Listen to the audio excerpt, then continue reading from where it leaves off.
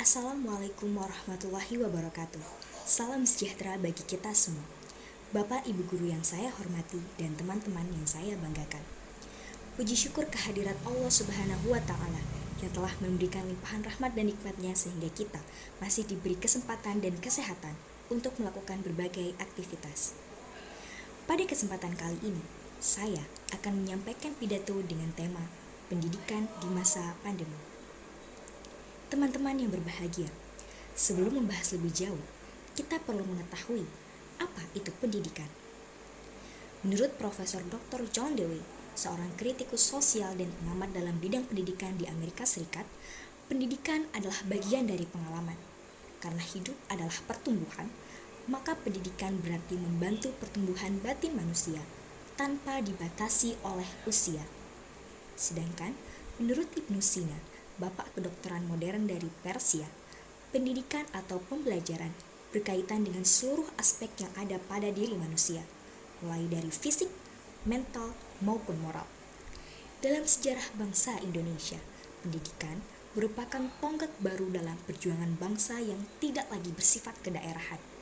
Munculnya para golongan terpelajar di Indonesia yang memiliki kesadaran akan rasa nasionalisme telah membangkitkan semangat juang mereka dengan membentuk organisasi pergerakan nasional. Keberhasilan perjuangan nasional ini dapat dibuktikan dengan berhasilnya tercapai proklamasi kemerdekaan Indonesia. Hadirin yang saya hormati, di era ini, pendidikan menjadi salah satu pengukuran indeks pembangunan manusia suatu negara. Tingkat pendidikan Indonesia masih tergolong rendah, dilihat dari rendahnya angka melek huruf dan kurangnya kesadaran masyarakat akan pentingnya pendidikan. Padahal, tingkat pendidikan yang baik akan meningkatkan kualitas sumber daya manusia yang akan mendorong pembangunan.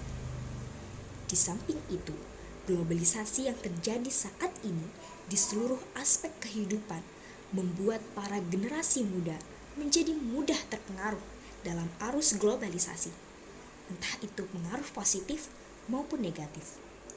Oleh karena itu, pendidikan diperlukan untuk memberi bekal pada generasi muda agar dapat mencari dampak positif dari globalisasi. Teman-teman yang saya banggakan, saat ini dunia sedang menghadapi pandemi COVID-19. Tidak terkecuali negara kita, Indonesia, yang juga sedang berjuang dalam mengatasi pandemi ini. Keadaan ini tentunya sangat berpengaruh terhadap berbagai aspek kehidupan, termasuk pendidikan. Pemerintah Indonesia mengeluarkan kebijakan pembelajaran jarak jauh dengan sistem daring agar para siswa tetap bisa belajar dari rumah.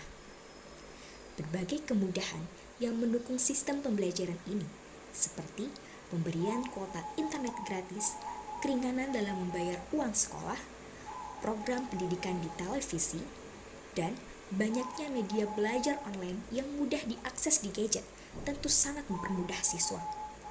Kemudahan ini diharapkan agar para siswa tetap bersemangat untuk belajar meski dalam kondisi pandemi seperti saat ini. Namun, pada kenyataannya, ada banyak sekali permasalahan yang timbul selama pembelajaran jarak jauh ini. Di antaranya, akses internet yang tidak mampu menjangkau daerah pedalaman Indonesia. Banyak siswa yang belum memiliki gadget untuk dapat mengakses internet. Pembagian kuota internet gratis yang masih tidak tepat sasaran, dan masih banyak lagi. Permasalahan ini tentunya menghambat proses pembelajaran siswa. Teman-teman bisa membayangkan, teman kita yang tinggal di daerah dengan keterbatasan jaringan internet sulit untuk mengakses pembelajaran dan memungkinkan mereka untuk ketinggalan pelajaran. Ditambah dengan tugas yang tidak sedikit, tentu sangat menyulitkan untuk mereka. Apalagi teman-teman kita yang karena keterbatasan biaya tidak mampu untuk membeli gadget.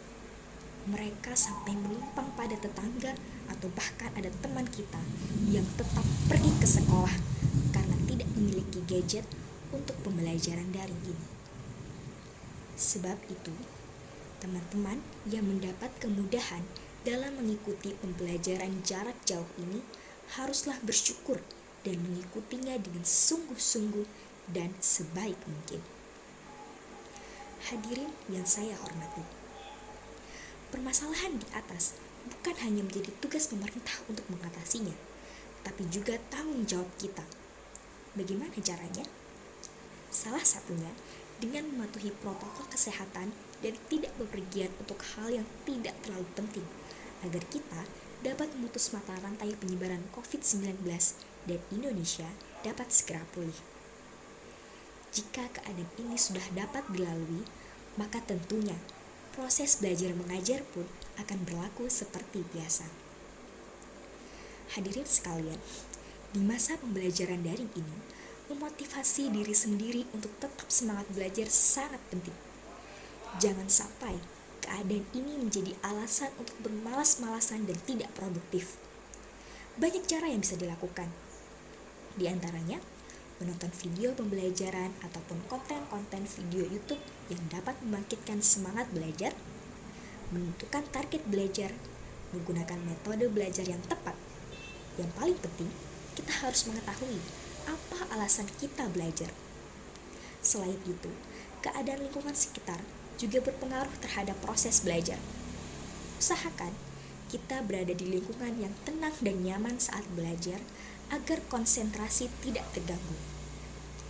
Belajar dengan kelompok belajar menggunakan video call bersama teman juga dapat memotivasi diri untuk lebih semangat belajar. Saat melihat teman kita serius dan bersungguh-sungguh belajar, maka kita akan terpanggul juga untuk melakukannya. Teman-teman yang saya banggakan, pendidikan merupakan aspek penting untuk modal pembangunan dengan menghasilkan sumber daya manusia yang berkualitas. Oleh karena itu, kita sebagai generasi penerus bangsa yang akan melanjutkan dan mewujudkan cita-cita bangsa haruslah menyadari betapa pentingnya pendidikan itu.